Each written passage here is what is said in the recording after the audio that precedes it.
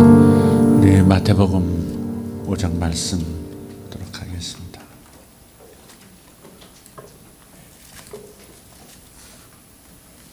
마태복음 5장 1절부터 12절 말씀.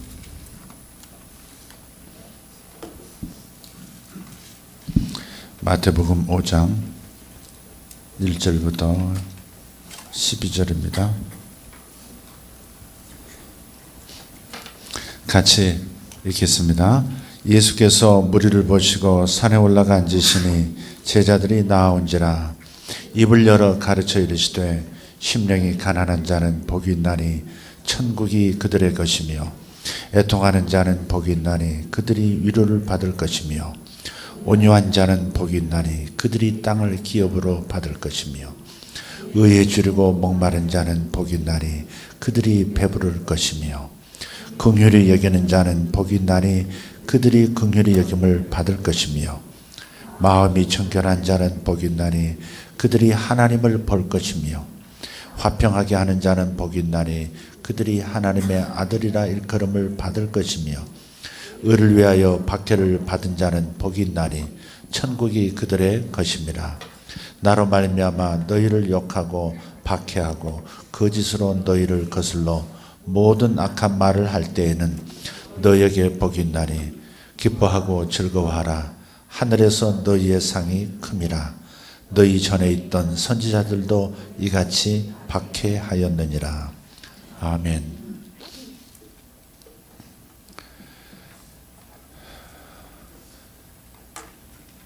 이 말씀은 소위 이제 팔복이라 하는 예수님의 산상수훈, 산상에서 가르친 말씀 중에 맨 처음 입을 열어 가르치신 8가지 복, 팔복에 관한 말씀입니다. 혹자는 팔복이라 하지 않고 구복이라 이렇게 표현하기도 합니다. 자세히 읽어보면 8가지 복의 말씀이 아니라 9가지 복을 가리키고 있다. 그렇게 보셔도 무관합니다. 말씀드렸지만 이스라엘 사람들, 유대인들에게는 3 혹은 3의 배수라는 숫자를 좋아한다, 선호한다 하는 말씀 드렸었죠. 그래서 성령의 열매도 9가지로 이렇게 정해서 표현하고 또 성령의 은사도 9가지로만 표현하고 어찌 열매가 9가지만 있겠으며 어찌 그분의 은사가 9가지로 규정할 수 있겠습니까? 그렇지 않습니다. 그러나 9이라는 숫자를 기록한 것은 유대인들의 전통적인 그 3 혹은 3의 배수를 선호하는 성향 때문에 그렇습니다.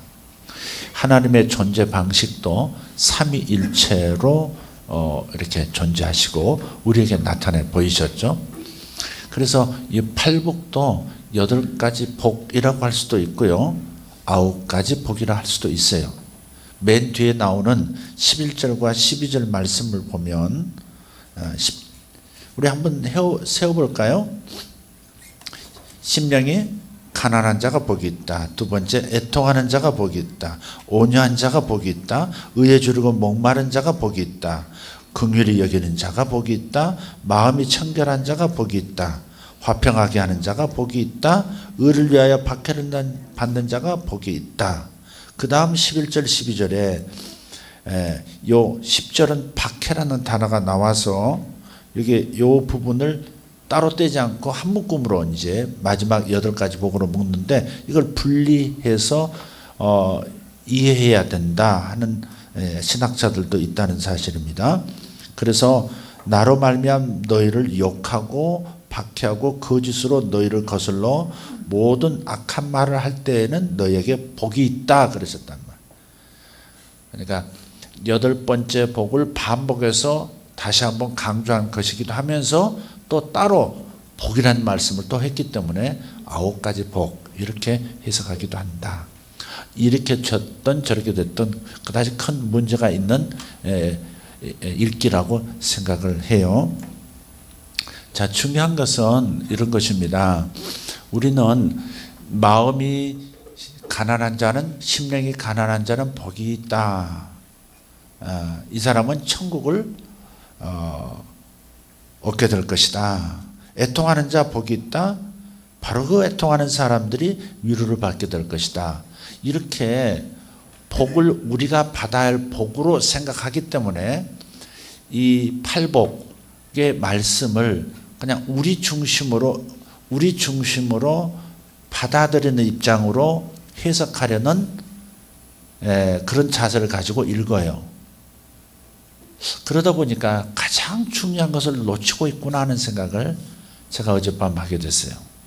이 말씀을 들여다보다가 심령이 가난해지면 천국을 얻는구나. 화평케 하면 하나님의 아들이라고 하는 그런 높임을 받는구나. 애통하면 위로를 하늘로부터 받는구나. 내 중심적으로 내가 복을 받는, 내적인 복을 받는 이런 입장에서 이 팔복의 말씀을 읽었는데, 그런데 한 가지 뭔가 걸리는 것이 있어요. 내가 그렇게 심령이 가난한 사람인가요? 항상 걸리죠. 나만 그럴까요? 내가 정말 애통하는 사람일까요? 내가 의를 향해서 목말라는 사람일까요? 내가 그런 사람일까요? 항상 여기서 걸려요. 우리는 하나님의 말씀을 들을 때 내가 이것을 제대로 해내지 못한다는 입장에서 항상 뭐가 덜컥 이렇게 얹히듯이 걸린단 말이에요. 말씀이 그냥 은혜롭게 그냥 풍성하게 쭉쭉 빨려 들어오는 것이 아니라 뭔가 이렇게 중간에 장애물이 이렇게 빨아들이는 빨대에 걸린 것처럼 자신 있게 하나님의 말씀을 아멘 아멘 하면서 은혜롭게 받아들이기가 어려운 상황이 자꾸 생긴다는 거죠. 내가 이런 조건을 만족시켜드리지 못하기 때문에 나는 이 복을 받을 주인공이 못 돼 하는 이러한 장애가 내 안에 생기는 것을 느껴요. 여러분은 어떠세요? 복음서를 읽든 서신서를 읽든 십계명을 읽든 모든 말씀을 읽든 우리가 말씀을 읽을 때 내가 주님께서 자신 있게 말씀하시는, 내가 이렇게 할 때 내가 이렇게 하겠다, 주겠다는 그 복을 내가 받을 수 있는 자신감, 받을 수 있는 주인공이 바로 나야라고 하는 이런 확신이 정말 내 안에 있는가 하는 거죠. 저는 그렇지 못한 것 같아요. 여러분 어떠세요? 주님께서 약속하신 수많은 그 복들을 받을 수 있는 자격이 있다고 생각하세요? 그렇게 느껴지세요? 읽을 때마다? 그렇지 않은 부분이 있을 거예요. 제가 그렇다면 여러분도 그런 부분이 없지 않아 있으리라 생각해요. 그래서 방향을 좀 다르게 읽어야 되겠다 하는 겁니다. 방향을 다르게, 우리 관점을 다르게 해서, 서 있는 위치를 다르게 해서 하나님의 말씀을 읽어야 되겠다. 그래서 이 팔복도 위치를 바꿔놓고 한번 생각해보고 이 말씀을 읽었으면 좋겠어요. 본래는 하나님의 모든 명령, 하나님의 모든 우리에게 요구하시는 말씀들은 그 말씀들을 지킬 수 있는 대상은 오직 한 분밖에 없습니다. 죄 없이 이 땅에 오신 하나님의 모든 말씀에 조금도 거스름이 있을 수가 없는 완전한 순종, 순복의 그분 예수 그리스도만이 아버지의 모든 말씀을 있는 그대로 받아들이고 있는 그대로 순종하고 있는 그대로 순종함으로써 아버지께서 주시는 유산과 복을 받을 수 있는 분, 그분은 오직 한 분 예수 그리스도밖에 없다는 거죠. 마음이 온유한 자는 땅을 차지하리로다. 마음이 온유한 자가 복이 있는데 그 복은 바로 땅을 차지하는 복으로 나타난다 하는 이 말씀을 온전히 받을 수 있는 사람이 누구일까요?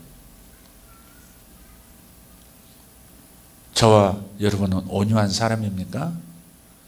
가족에게도 온유하지 못한 사람들, 자식에게조차 목숨도 내놓을 만큼 사랑한다 하는 자식에게조차 내가 온유한 사람으로 서 있는가요?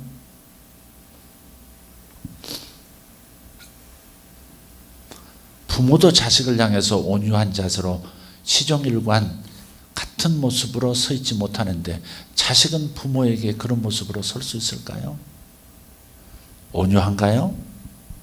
부모 모든 말씀에, 부모님의 모든 말씀에 예, 알겠습니다, 이런 온유한 반응을 보이시나요? 그렇지 않아요.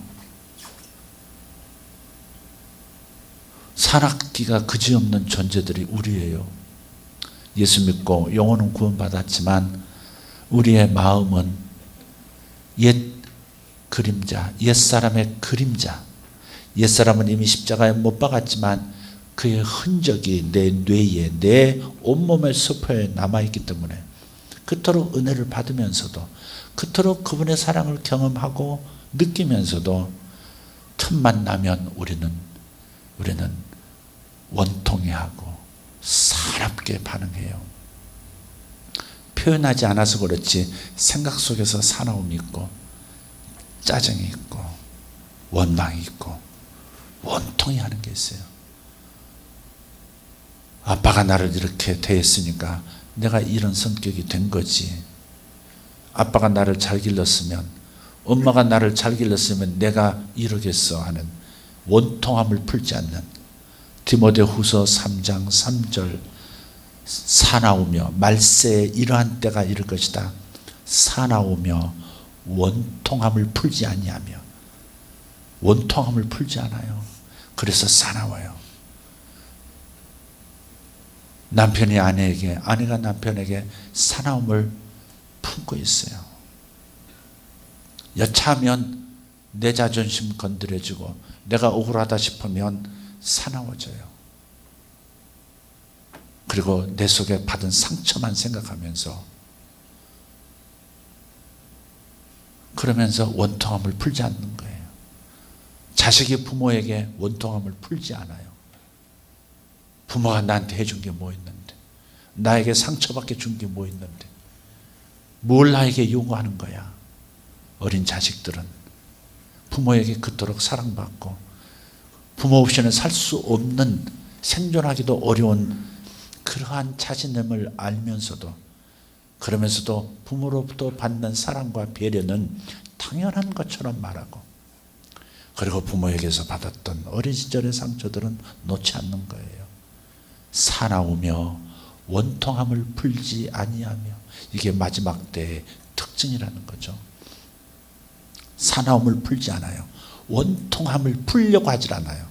용서하려고 하질 않아요. 내가 아프니까 당신도 아파야 돼, 이런 거죠. 이 사회가 가정의 확대판 아닙니까? 가정에서 원통함을 풀지 않는 그것을 대사회를 향해서도 원통함을 풀지 않고, 입만 벌리면 원망이요, 입만 벌리면 비판과 비난이요,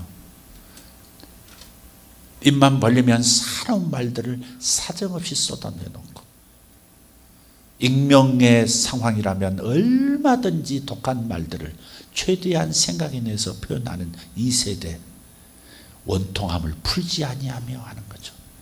부모에게 원망을 돌리다가 그걸로 분이 안 차면 또 사회를 향해서도 원통함을 풀지 않는 이 세대에 대해서, 여러분, 마음이 온유한 자가 땅을 차지한다는 이 말씀은 사나움을 그쳐야 돼요. 나를 사납게 만드는 그 원통함을 풀어야 돼요. 당신이 정말 나에게 잘못한 것을 정말 깨닫고 보상하고 엎드려 잘못했다고 인정하고 빈다면 내가 용서하지 하는 그런 태도. 그것은 먼 타인에 대한 태도만이 아니에요. 가까운 가족에게도 그런 거예요. 부모에게도, 자식에게도, 배우자 간에도 그럴 수 있는 거예요. 형제 간에도 그럴 수 있는 거예요. 돈 몇 푼 가지고 형제 간에 정말 원통함을 품고 풀지 아니하는, 끝까지 자식들에게까지 서로 교통도 못하게 하는 그런 무서운 유전을 자식들에게 물려주는 사람들도 얼마나 많습니까? 온유한 자는 복이 있나니 땅을 기업으로 받을 것이다. 이 말 쉬운 말이 아니에요. 온유한 자가 어디 있습니까? 그대가 온유한 자입니까?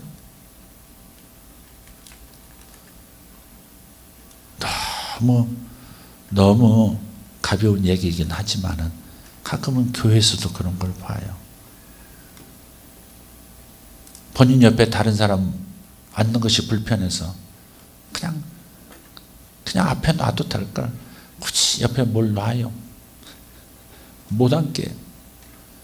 지금 옆에 짐 신경 써주시죠? 자리 넓으니까 지금은 신경 안 쓰셔도 돼요. 그냥 내 마음 안에 뭔가 이렇게 사나운 게 있는 거예요.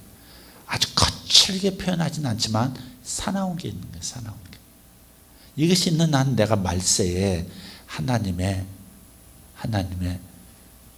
다루시는 대상이 될 수 있는 그런 가능성의 여지는 있어요.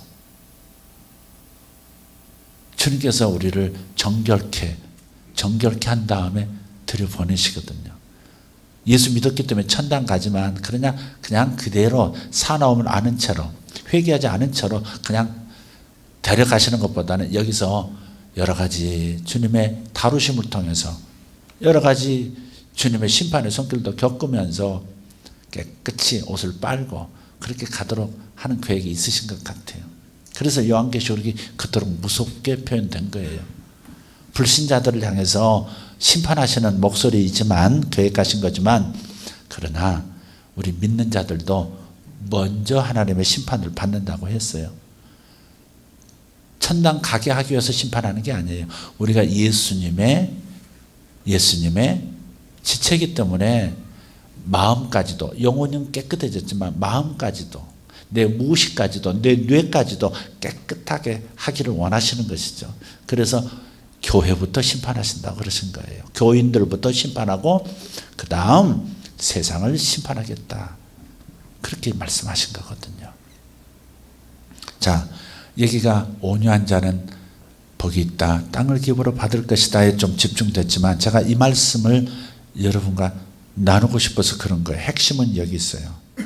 우리는 이 말씀을 지킬 수 없다. 그러므로 복을 못 받는다. 이 말씀을 드리려고 하는 게 아니에요. 우리는 이 면도 이 관점도 이해하고 주님 앞에 올 수 있어야 돼요. 주님 어떻게 하면 좋습니까? 내가 온유하지 못한데. 환경만 주어주면 나처럼 싸나운 사람이 없는데 나처럼 거칠고 나처럼 아나무인의 사람이 없는데 교회에서 다 얌전한 은혜의 얼굴을 다 하나씩 페르소나 가면을 얇게 하나씩 덮고 오고 가정에 가면 그거 벗고 혼자 있을 때 나머지도 벗고 그렇게 하지만 어쨌든 간에 우리가 이 말씀을 지킬 수 없다는 이 측면은 분명히 온전히 지킬 수 없다는 이 측면은 분명해요.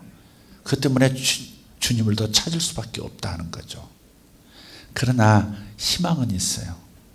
제가 벽에 부딪혔고 내가 여지껏 하나님의 말씀을 읽고 반응하는 나 자신을 볼 때 야, 나는 정말 하나님의 말씀에 정말 제대로 100% 주님이 기뻐하실 만큼 참 흡족하다 하실 만큼 반응 보여드린 적이 거의 없구나 하는 것을 생각하면서 한편에는 좌절이요 절망이지만 하나님께서 눈을 열려 다르게 볼 수 있는 것도 하나 보여주셨어요. 그건 뭐냐면 이런 거예요. 예를 이렇게 들어볼게요. 포토 모자이크라고 하는 사진 기법이 있어요. 혹시 아시나요? 포토 모자이크라는. 예를 들어서 이런 거예요. 로버트 실버즈라고 하는 사람이 개발한 건데요. 사진 기법인데 사진을 수백 수천 장을 찍어요. 그 컴퓨터에 입력을 해요. 그 수천 수백 장을 어떤 한 프로그램에 의해서 한 장의 사진으로 만드는 거예요. 예를 들어서 로버트 실버즈의 작품을 보면 모나리자가 있어요. 모나리자. 누구 작품이죠? 레오나르도 다빈치의 작품이에요. 어떤 분은 미켈란젤로 그런 분 봤어요? 미켈란젤로의 제자가 레오나르도 다빈치죠. 맞죠? 반대인가요? 레오나르도 다빈치 얘 작품이 모나리자인데 사진으로 모나리자 작품처럼 보이게 만드는 거예요. 그래서 모나리자 작품을 이렇게 한번 저기 보는 거예요. 모나리자 남편 같죠? 안경 쓴 모나리자 남편. 딱 보니까 모나리자와 비슷한. 모나리자. 그런데 가까이 가서 보면 점점점 가까이 갈수록 조각조각 난 사진들로 가득한 한 장의 사진이라는 것을 발견하는 거예요. 그래서 가까이 가보면, 그런데 그 한 장 한 장 사진을 다 조합해가지고 모나리자를 만들었는데, 그 한 장 한 장의 사진이 전부 또 레오나르도의 다른 그림들을 찍은 사진들이에요. 그게 로버트 실버지의 포토 모나리자예요. 한번 이렇게 생각해 보세요. 예수님께서 이 땅에 오셔서 처음부터 세례 받으실 때부터 당신께서 세상을 뜨실 때까지 줄곧 외쳤던 복음이 있어요. 예수 믿고 구원받아라 하는 복음을 전하신 게 아니에요.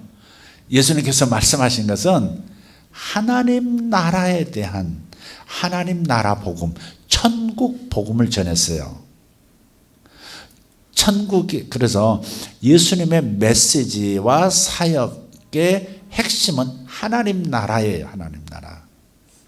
그분 자체가 하나님 나라였고, 그분이 하나님 나라의 왕이시니까 하나님 나라였고, 하나님 나라를 이 땅에 편만하게 온 세상에 하나님 나라가 임할 수 있도록 하나의 씨앗이 되어서 이 땅에 심기우신 거거든요. 그분의 인품, 그분의 사역, 그분이 가르치신 말씀, 그분이 행하셨던 모든 것들이 전부 하나의 씨앗으로서, 오직 유일한 하늘의 씨앗으로서 땅에 뚝 떨어지신 거예요. 그게 지금 점점 자라면서 온 지구를 덮을 수 있는 나무가 되어가고 있는 거예요. 예수 그리스도의 확장, 그게 바로 하나님 나라의 확장이죠. 그러니까 예수님의 처음은 회개하라, 하나님 나라가 가까이 왔다. 주님께서 말씀하신 하나님 나라의 기쁜 소식이에요. 이 하나님 나라의 기쁜 소식이라는 것을 그냥 신학적으로 자꾸 들으니까 그래 하나님 나라 맞아 이렇게 인지하고 있으면 안 돼요. 그 하나님 나라라는 것이 개념이 뭐지? 이렇게 자꾸 생각하셔야 돼요. 이렇게 말씀해 볼게요. 예수님께서 하늘에서 딱 땅으로 내려오셨어요. 원래 어린 아기 때는 자기 인식이 없으니까, 인간이 되셨으니까 그냥 아기예요. 아기. 그렇지만 자라시면서 점점 당신 안에 있는 무죄함, 죄가 없기 때문에 모든 사물들, 사람들을 있는 그대로 뚫어볼 수 있는 지혜가 있으신 것이죠. 그죠? 모든 오류를 금세 알 수 있는. 자, 이렇게 또 다른 말로 해볼게요. 예수님께서 하늘에 이렇게 계셨어요. 하늘에 계셨을 때 천국 분위기를 아신단 말이에요. 얼마나 사랑이 넘치는 것인지, 얼마나 능력이 풍성하게 그 영역을 덮고 있는지, 얼마나 화평한지, 얼마나 아름다운 존재와 사물들로 가득 찬 것인지, 전쟁한다는 것, 갈등한다는 것, 싸운다는 것, 사납다는 것, 원통한다는 것, 원망한다는 것, 남을 비판한다는 것은 상상도 할 수 없는 완벽한 화평과 평화의 그런 영역, 하늘나라, 아름다운 천사들, 하나님의 영광의 광위로 뒤덮인 하늘의 그 길들, 유리바다.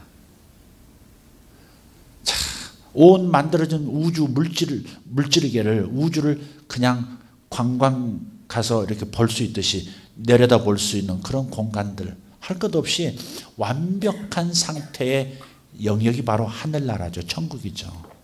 하나님이 직접 통치하시는 것. 부족함은 조금도 없어요. 배고픔도 조금도 없어요. 목마름도 조금도 없어요. 슬픔도 조금도 없고 눈물이 있을 이유가 없는 그런 완벽한 곳에서 뚝 떨어지셔서 씨앗처럼 이 땅에 오신 거예요. 어느 날 각성이 일어났죠. 자신이 누구인지를 아신 거죠. 내가 아버지와 함께 우주를 창조했던 이 위 하나님, 그게 바로 나지. 자각이 일어났죠. 그것이 어느 때인지 모르지만 자신이 누구인가를 아신 거죠. 그리고 자신이 인간에 대해서 오기로 삼위일체 하나님께서 의논하시고 자신이 인간 되어 오기로 결정한 것까지도 각성이 일어났단 말이에요. 그 모든 것을 알게 됐죠.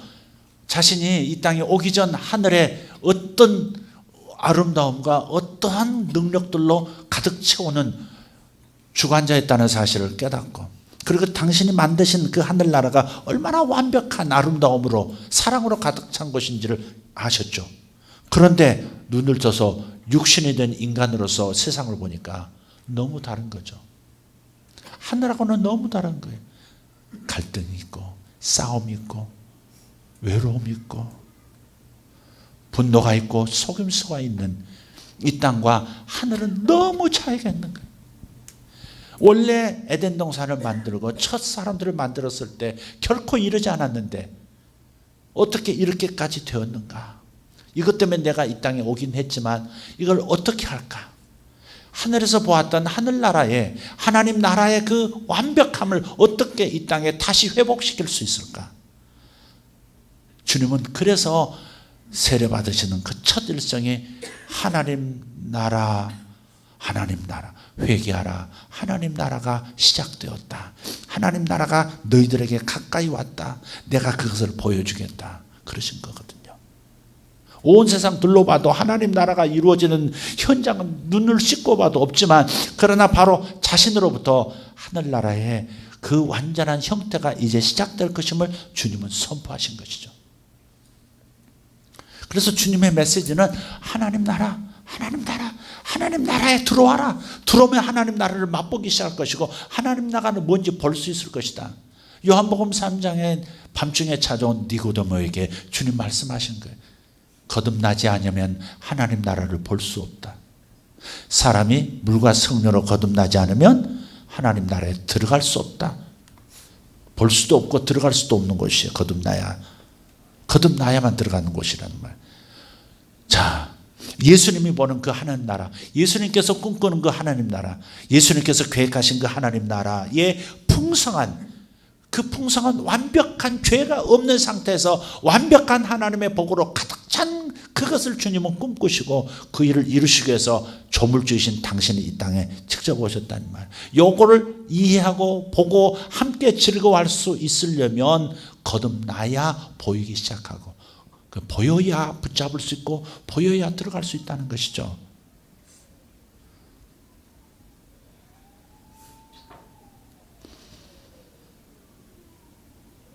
그래서 아까 포토 모자이크 얘기로 다시 돌아가면 이런 거예요.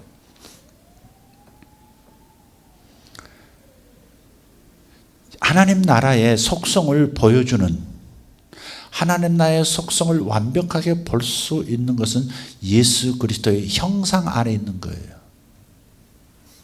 하나님 나라가 뭐냐를 알 수 있고 볼 수 있으려면 예수님을 보면 되는 거예요. 멀리서 보면 예수님을 보면 예수님은 저게 하나님 나라의 삶이구나. 저게 하나님 나라의 능력이구나. 저게 하나님 나라의 복이구나. 저게 하나님 나라의 화평이고 사랑이고 온유로구나. 그걸 알아요. 예수님을 보면 하나님 나라의 속성을 볼 수 있어요. 예수님을 보면 하나님 나라의 속성을 엿볼 수 있다고요. 그런데 가까이 가서 보면, 점점 가까이 가서 보면 거기에는 하나하나의 또 다른 작은 사진들로 이루어졌다는 사실을 발견한다고요. 어떤 걸 보면 동방 박사가 예수님에게 황금과 유향과 모략을 바치고 있어요. 또 곁에 있는 코 부분을 형성하고 있는 어떤 그림을 보면 거기에는 예수님께서 시몬 베드로의 장모를 침상에서 손을 잡아 일으키시면서 병을 고쳐주시는 장면이 있어요. 어떤 장면 보면 나인성 과부의 애통해하는 울고 있는 그 상황에서 청년의 시신에 손을 얹고 일어나라, 청년아 일어나라 살려주시는 장면도 나와요. 문둥병자가 엎드려져 있는, 감사하고 있는, 예수님 앞에 엎드려서 감사하고 있는 그런 사진도 있어요.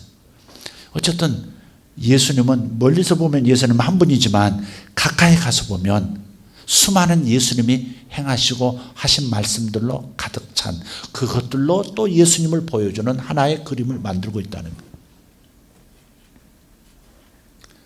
그래서 하나님 나라를 알고 하나님 나라의 복을 정말 경험하고 싶은 사람들은 예수님에게 다가가는 거죠.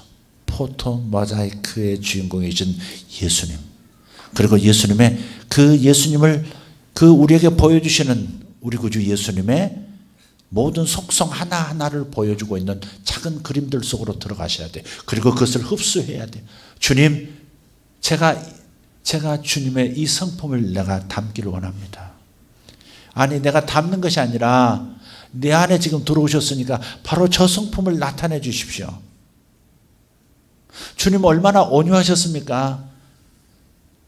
죄도 없는데 그냥 개 끌듯이 끌고 가는 대제사장이 보낸 사병들에 의해서 그냥 질질 끌려가시는, 막 맞으면서 끌려가시는 주님의 모습을 보면서 이사야서의 말씀이 떠오르죠.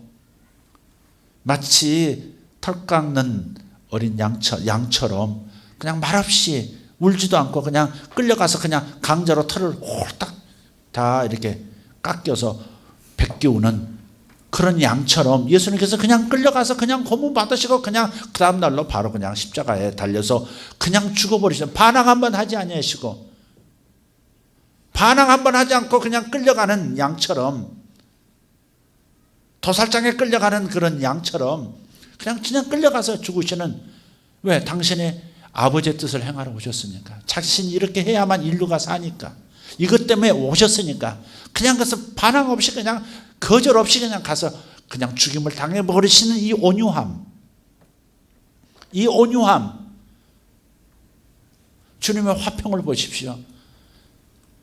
인간과 하나님 사이의 죄 때문에 하나님은 공의로우시기 때문에 죄를 심판하지 않을 수가 없고 지옥으로 다 보낼지 않을 수가 없는, 영원히 하늘과 하나가 될 수 없는 특질을 지녀버린 이 지구촌 인류에 대해서 그냥 그대로 버려버릴 수가 없으니까 당신께서 인간이 되어서 이 땅에 오셔서 하나님 인간 대신 하나님의 진노를 십자가에서 다 받으시고 모든 영혼육의 모든 진노를 그냥 다 받으시고 버림받는 진노까지 다 받으시고, 그래서 하나님께서 당신의 분노를 다 쏟아부으시고 더 이상 쏟아부을 분노가 없는 상태에서 인간을 대하시는, 모든 화를 다 풀어버리시고 분노를 잠재우고 하나님께서 지극한 사랑으로 사람들을 바라보실 수 있도록 만드시는 그런 화평케 하는 자, 예수님이시죠. 제가 무슨 말을 하고 있는 거예요, 여러분에게? 성경 읽기가 올바라야 되는데 성경 읽기가 올바라야 율법주의자도 되지 않고 반대로 율법 폐기론자도 되지 않을 수 있는 길이 여기 있다 이 말이죠. 아, 나는 온유하지 못해, 나는 화평을 이루는 사람이 아니야, 그러니 복을 받을 자격이 있는 사람이 아니야 라고 하는 율법에 눌려서, 말씀의 율법적 관점에 눌려서 복의 사람이 아닌 것처럼 뒤로 물러서는 사람도 되지 말고, 나 은혜 받았으니까 뭐든지 할 수 있어 하는 이런 방자한 사람도 되지 않을 수 있는 길, 그 길을 우리는 찾아야 된단 말이에요. 그래서 성경 읽기를 할 때, 성경을 볼 때에 특히 팔복 말씀을 요약해서 한번 본다면 이런 거예요. 마음이 온유한 자, 마음이 심령이 가난한 자는 복이 있나니 천국을 받게 될 것이다 하는 그 말씀의 주인공은 예수님이라는 거예요. 이것부터 깨달아야 돼요. 심령이 가난한 자, 바로 예수님, 예수님의 초상을 발견하라는 거죠. 그토록 온유하셨던 예수님, 그토록 화평케 하시는데 온 힘을 쏟으셨던 예수님, 그냥 모진 밖에 다 받으시고 돌아가신, 나를 위해 돌아가신 그 예수님, 여기 의에 주르고 목마른 분이 누구예요? 예수님처럼 의에 주르고 목마른 분이 어디 있어요? 실제로 몸도 목마르시고 배고프시기도 했죠. 고린도후서 8장 9절에 부유하신 그분께서 가난의 저주에 시달리는 우리를 위하여 대신 가난하게 되셨다고. 천국을 다 소유하시고 우주를 다 소유하신 분께서 아무것도 없는 천둥 벌거숭이로 이 땅에 오신 건 뭐예요? 이토록 큰 부자가 이토록 가난한 자가 되신 거죠. 누구 때문에? 우리의 가난의 저주를 당신이 대신 지고 가시려고. 그 의에 주려고 목마르신다. 마지막 십자가에서도 목마르시잖아요. 좀 이 진통을 멈춰줄 수 있는 마취제가 섞여져 있는 그런 해유, 이렇게 그 그릇으로 이렇게 대주니까 마시질 않으시잖아요. 완전한 목마름으로 인간이 받을 수 있는 모든 목마름의 저주를 당신이 지시려고 좀 마시라고 대주는 것도 거절하시잖아요. 그런 상태에서 가신 의에 주려고 목마른 예수님. 얼마나 의에 목마르신 분이에요. 하나님의 정의가 이루어져야 되는, 하나님을 사랑하는 마음들이 인간에게 회복돼야 되는데 죽어버린 그 예배들이 사람 속에서 다 다시 살아나야 할 텐데 그런 징조마저 보이지 않는 예루살렘 성전에 들어가셔서 너무 목마르신 거죠. 주님이 이 땅에 왜 오셨는데요? 하나님 나라가 이 땅에서 이루어지는 걸 보고 싶은데 하나님의 말씀을 가졌다 하는 리더들부터 시작해서 백성저 노예들에 이르기까지 주님을 진정으로 찾는 사람은 한 사람도 없는 이 상황 때문에 주님께서 노끈으로 채찍을 만들어서 성전에서 장사하는 사람들 뒤에 엎어버리시고 탐욕에 가득 찬 리더들을 자극하신 이유가 뭐예요?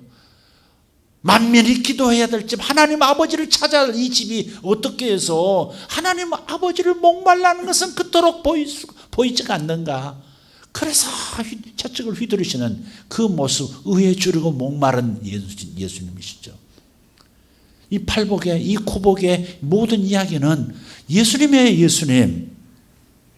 진정으로 복 받을 자는, 아버지 하나님의 유일한 복을 받을 자는 우리 주 예수님밖에 없다는 것이에요. 그것이 성경을 제대로 읽는 것이 출발점이어야 돼요. 이것을 나더러 직접 하라고 하시는 말씀이 아니라 이 일을 온전히, 이 말씀을 온전히 받아들이고 순종해서 성취할 수 있고 아버지를 기쁘게 할 수 있는 분은 오직 예수 그리스도 한 분뿐이라는 사실을 하나님도 알고 있고 예수님도 알고 있고 우리만 모르고 있는 거예요. 그래서 우리가 이 일을 순종하면 이 복이 임하겠지, 내중심적인 관점에서 성경을 읽고 있기 때문에 절망할 수밖에 없는 거예요. 노력은 하지만 한계가 있거든요. 온유하려고 노력하다가 어느 순간에 뒤집어지거든요. 순종 잘하다가 다시 엄마 들이받고 아빠 들이받거든요. 그래서 그땐 절망하죠. 나는 온유한 자가 아니구나. 나는 화평케 하는 자가 아니라 가정에 분란을 일으키는 자구나. 그래서 절망하죠. 심지어는 믿어도 이런 일은 불가능한 것이구나.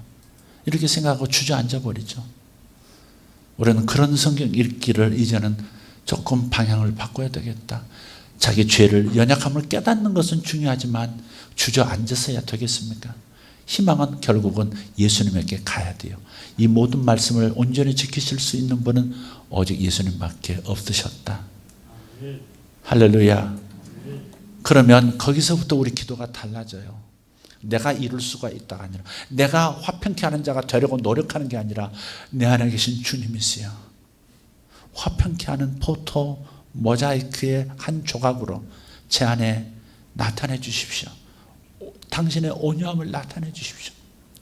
나의 메마른 땅과도 같은 심령 속에, 성품 속에 주님, 모든 것을 온유하게 바라볼 수 있는, 반응할 수 있는 주님의 그 능력이 나타나시옵소서. 제가 주님께서 이렇게, 하나님께서 이렇게 바라보시지 않겠어요? 저는 그런 생각을 오늘 예배드리면서 했어요. 아버지 하나님께서 하늘의 씨앗으로 예수님께서 이 땅에 가셨죠. 그리고 부활하셔서 우편에 계시지만 다시 성령을 통해서 많은 사람들 안에 예수의 영이 들어가셨단 말이에요. 그래서 한 장의 그림들이, 온유의 그림이 저 사람 속에, 화평의 그림이 저 사람 속에, 의를 위하여 목말라는 그 사진이 저 속에, 다른 사람을 불쌍히 여기는 긍휼히 여기는 성품이 저 사람 속에, 어떤 경우에도 사람을 사랑하고 자신이 모든 손해를 보더라도 양보하는 그러한 주님의 겸손함이 저 사람 속에 각각 다 다른 주님의 사진들이 다 지구상에 예수 믿은 사람들 그 한 사람 안에 다 들어가 있단 말이에요. 그리고 주님은 우리 하나님께서는 당신의 하늘의 프로그램을 가지시고 흩어진 예수님의 초상의 조각들을 하나로 모아 포토 모자이크 예수님을 당신의 사랑하시는 아들 예수 그리스도의 얼굴을 보고 계실 거예요. 우리는 주님의 한 조각이에요. 고린도 교회에 대해서 사도 바울이 이런 표현을 썼죠. 너희는 그리스도의 몸이요 지체니라.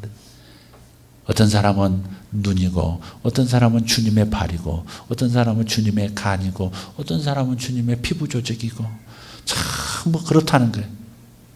그 그림만으로도 우리는 충분히 예수님에 대해서 반응할 수 있지만 이렇게 한번 현대적인 그림으로 한번 생각해 보면 어떨까 싶어요. 우리는 예수님의 얼굴을 21세기 모나리자 예수 그리스도의 얼굴의 한 부분의 사진으로 나는 부름받은 존재라는 거죠. 여러분 그 부분을 드러내셔야 돼요. 여러분 안에 있는 예수 그리스도의 온유함을 드러내셔야 돼요. 어떤 사람은 예수 그리스도의 긍휼을 많이 드러내야 될 사람도 있어요. 그래서 그런 사람들은 세상에서 긍휼의 손을 긍휼 사역을 펼치는 사람이 돼야 되는 거죠. 가난한 사람을 보면 견딜 수 없는 사람들, 어린아이를 보면 견딜 수 없어서 돕고 싶어하는 사람들, 청소년들의 그 타락을 견딜 수 없어서 저들 속에 어떻게 예수 그리스도의 사진이 다 생생하게 드러나서 하늘 아버지께서 지구를 내려다보실 때 예수님의 형상이 그대로 드러나게 할 수 있을까요? 목말라는 사람들도 있을 수 있어요. 여러분 그리스도의 초상의 일부분을 구성하는 사진의 한 조각들이 바로 여러분이에요. 저도 마찬가지예요. 여러분 안에 어떠한 예수님이 생생하게 새겨졌는지를 한번 보십시오. 여러분 안에 여러분이 구원받으신 분이라면 예수님의 생명, 예수님의 어떤 얼굴을 이루는 어떤 부분이 분명히 들어와 있어요. 사실은 모든 부분이 다 골고루 들어와 있지만 특별하게 여러분에게 드러나야 할 어떤 부분들이 있다 이 말이죠. 그래서 팔복의 이야기는 이렇게 심령이 가난하신 분 우리 예수님, 애통해 하시는 우리 예수님, 온유하신 예수님, 의에 주리고 목마르신 우리 예수님, 긍휼히 여기시는 우리 예수님, 그저 마음이 한 점 흠결 없는 청결하신 우리 예수님, 모든 것을 화평하게 하는 예수님. NaCl이라는 화학 부호가 뭔지를 아시는 분? NaCl. 예, 염화 나트륨이죠. 화학명으로는 염화 나트륨이에요. 염화 나트륨은 소금이에요, 소금. 염화 나트륨은 소금인데 그걸 분리하면 두 원소가 합해진 건데 하나는 나트륨하고 하나는 염소예요. 염소 극약입니다, 이거. 나트륨은 물과 섞이면 폭발해 버려요. 그러니까 둘 다 사람을 죽일 수 있는 아주 극약과도 같은 것이 둘이 NA와 CL이 딱 결합하는 순간에 소금이 되는 거예요. 인간에게는 절대 없어서는 안 돼. 아니, 생명을 가진 존재에게는 절대적으로 필요한 요소인 소금이 되는 거예요. 우주 안에 이 원소들의 조합 가운데도 보면 예수님의 사랑, 우주를 만드신 예수님의 성품이 나타나 있는 거죠.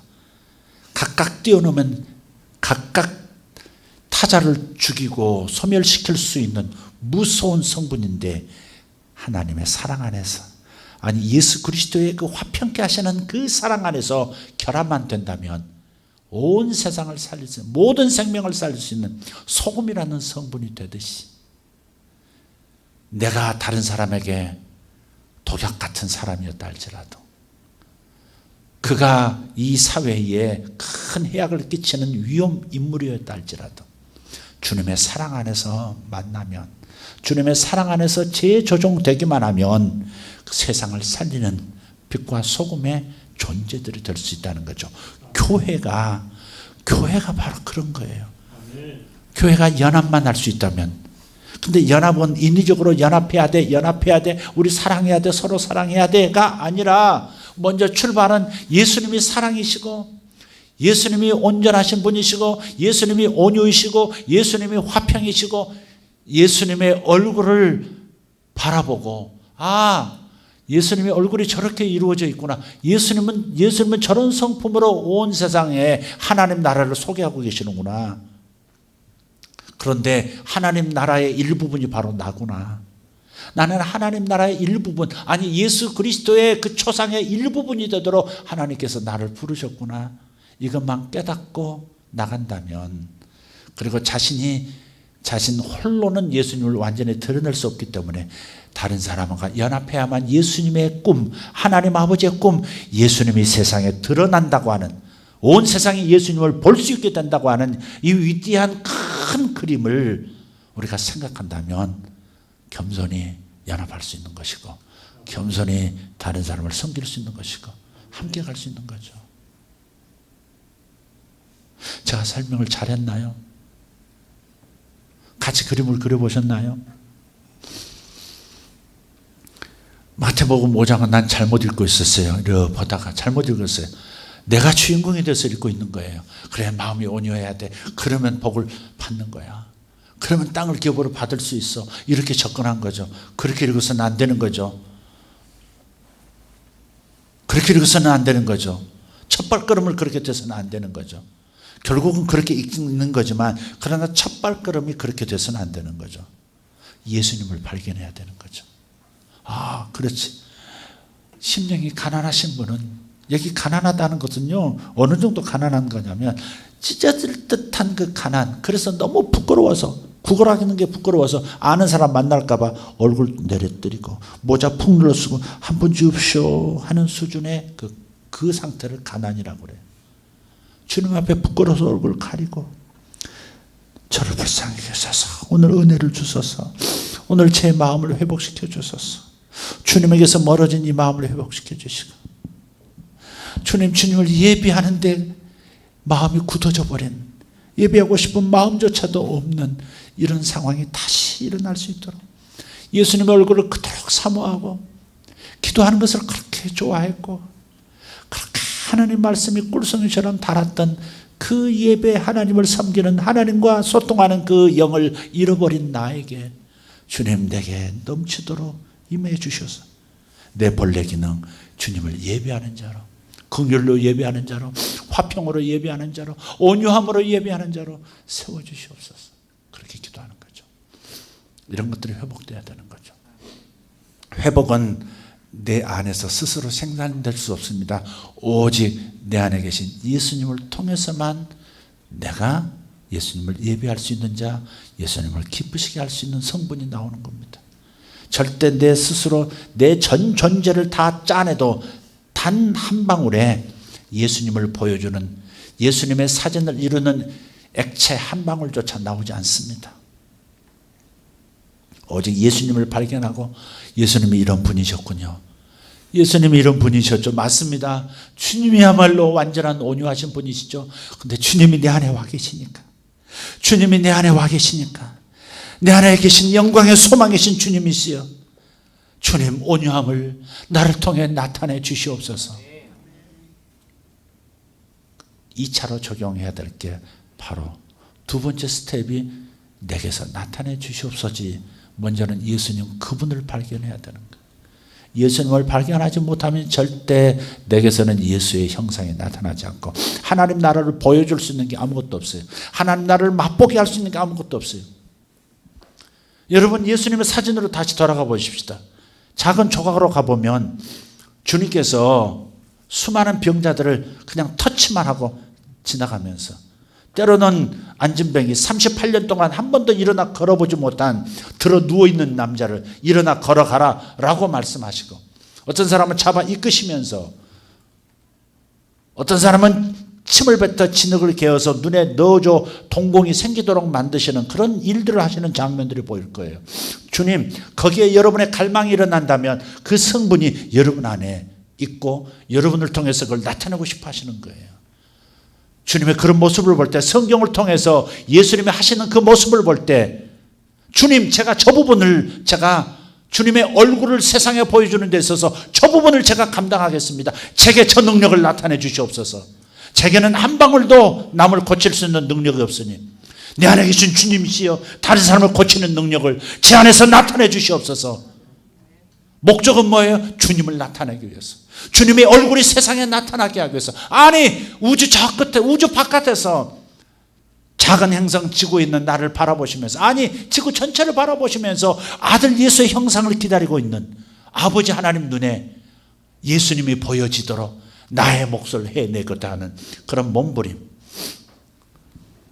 그런 목적을 가지고 그 은사를 구하고 능력을 구하고 풀을 구하는 것이죠. 주님, 요셉, 이 시대의 요셉, 주님께서 오병이어 기적을 일으키셔서 수많은 먹을 것이 없는 사람을 먹이셨는데, 주님, 제가 그 어린아이가 되겠습니다.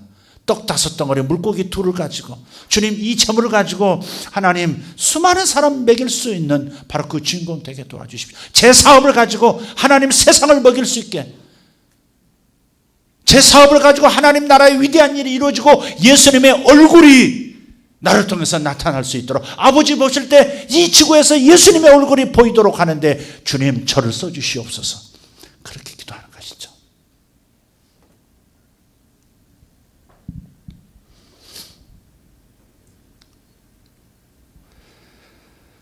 오늘 그런 생각을 하게 됐습니다. 오늘 종일, 어제 저녁부터 그렇구나, 내가 성경을 또 다른 관점에서 예수님을 발견하기 위해서 읽어야 된다고 그렇게 가르쳤으면서, 신약에 와서 하시는 말씀은 또 내가 적용해야 되는 말씀이라고 생각만 하고 내가 앞서는 그러한 성경 읽기, 그런 가르침을 내가 했구나,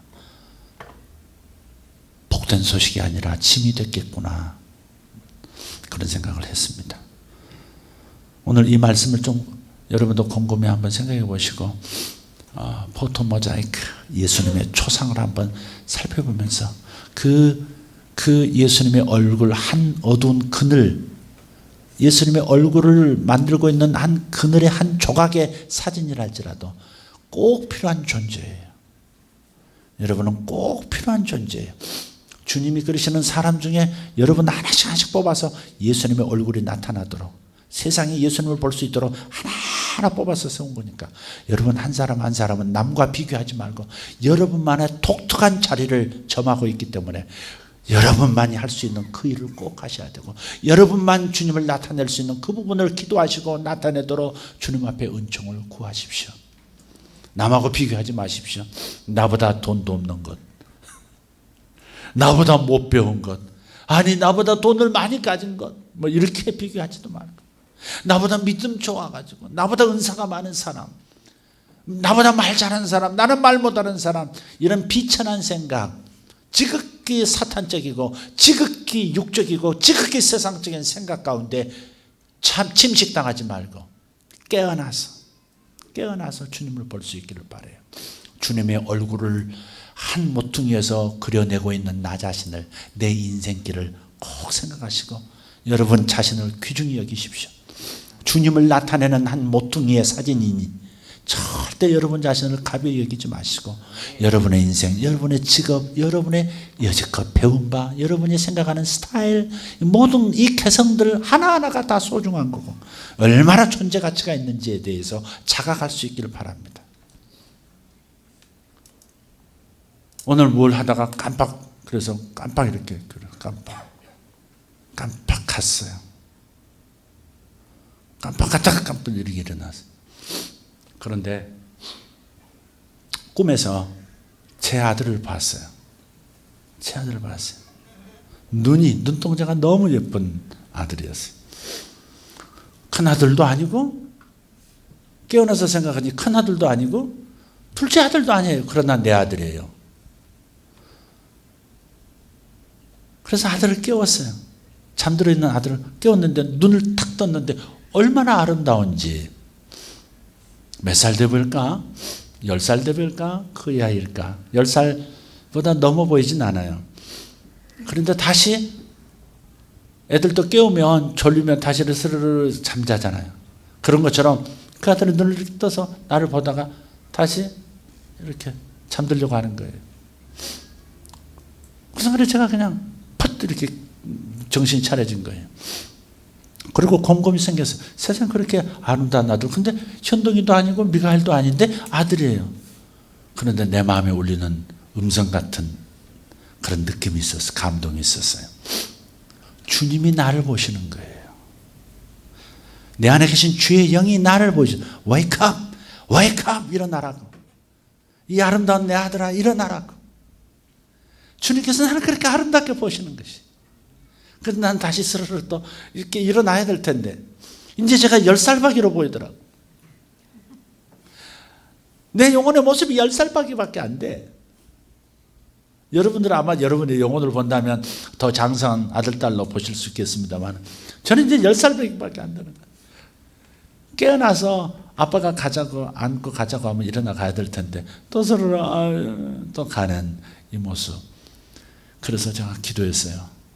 주님, 제 영혼이 뭔가 깨어난 것 같은 느낌인데 또 한편 다른 각도에서 이렇게 깨어난 것처럼 그런데 다시 여기서 스르르 잠들고 눈이 감기지 않도록 도와주십시오. 여러분 오늘 뭔가 이렇게 느낌이 좀 다르지 않습니까? 제 말하는 게 조금 다르죠? 딴 때하고 또 다르죠? 그런데 잠들지 않도록 기도해 주시기 바랍니다.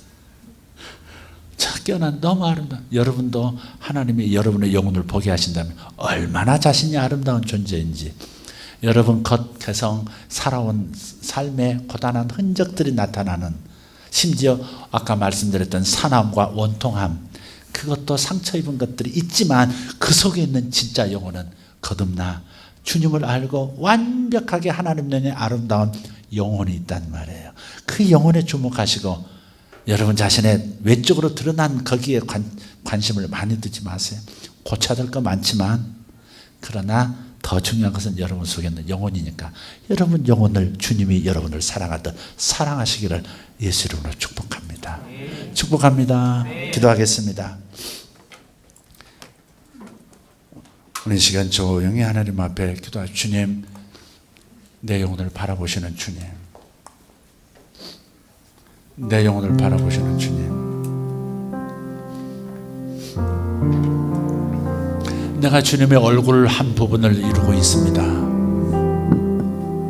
주님 제가 주님의 눈동자를 이루고 있는 사진인지요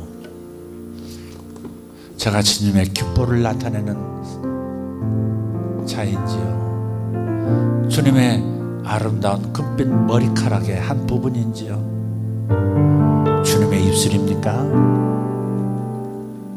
저는 주님의 목젖을 이루고 있는 그림입니까?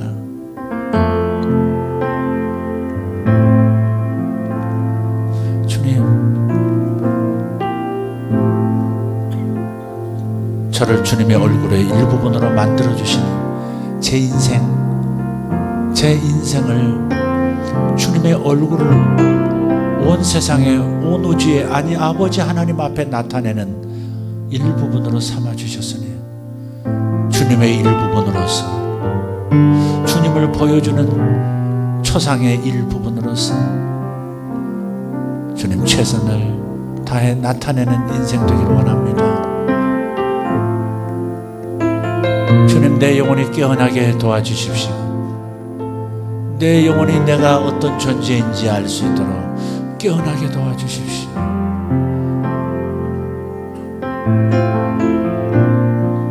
여러분 가슴에 손을 좀 얹으시고 기도하십시오. 내 속에 있는 내 영혼을 본 적이 없습니다. 영혼이 있다는 건 알지만 영혼이 어떻게 생겼는지 하나님 눈에 내 영혼이 어떻게 보여지는지 훗날 죽음을 통과하고 하나님 나라에 들어갈 때 내 영혼의 모습이 어떤지는 그때 명확히 알겠지만 주님 이 땅에서도 흐린 그림일지라도 내 영혼이 어떤 모습인지 잠시라도 볼 수 있기를 소망합니다. 그리고 하나님 나와 형제자매들 이 도시에 사는 모든 그리스도인들 그리고 하나님 온 지구상을 덮고 있는 생명을 얻은 그리스도인들 아버지 한데 모아 주님께서 예수님을 보고 있다는 사실을 자각하며 살아가게 도와주시옵소서. 아버지께서 예수 그리스도의 얼굴을 나를 통해서 보고 계시고 나에게서 예수님의 얼굴을 완성시키는 사진으로 귀중한 존재로 나를 보고 계심을 감사합니다. 주님 이 땅에서 예수님을 발견하기를 원하시는 하나님 나라 전부이신 하나님 나라 전부를 보여주시는 예수님을 보고 싶어 하시는 아버지 하나님 내 몫을 하게 도와주시옵소서. 내 몫을 하게 도와주시옵소서. 주님 종이 원합니다. 오늘 이 말씀 오늘 나눴던 이 말씀이 저들에게 다 이해되어지기를 원하고 아버지 이 관점에서 자신을 보고 교회를 보고 온 세상을 볼 수 있고 아버지 마음을 볼 수 있는 그 은혜를 내려 주시옵소서. 가슴에 손을 얹고 주여 내 영혼이 주님의 얼굴을 나타내는 일부임을 감사하는 저들을 주님 축복합니다. 하나님 저들의 영혼을 축복합니다. 예수 이름으로 깨어날지어다. 주님의 말씀을 제대로 읽고 예수님을 발견하게 될지어다. 주님 선포합니다. 이 시간 주님 앞에 기도하십시다. 주님의 일부분인 내가 여기 있습니다. 예수님의 얼굴을 나타내는 제가 여기 있습니다. 가족에게 예수님의 얼굴을 나타내게 하시고 가족에게 화평의 자녀로 나타나게 하시고 가족에게 온유의 아비로 나타나게 하여 주시옵소서. 주님 감사합니다. 주님 감사합니다.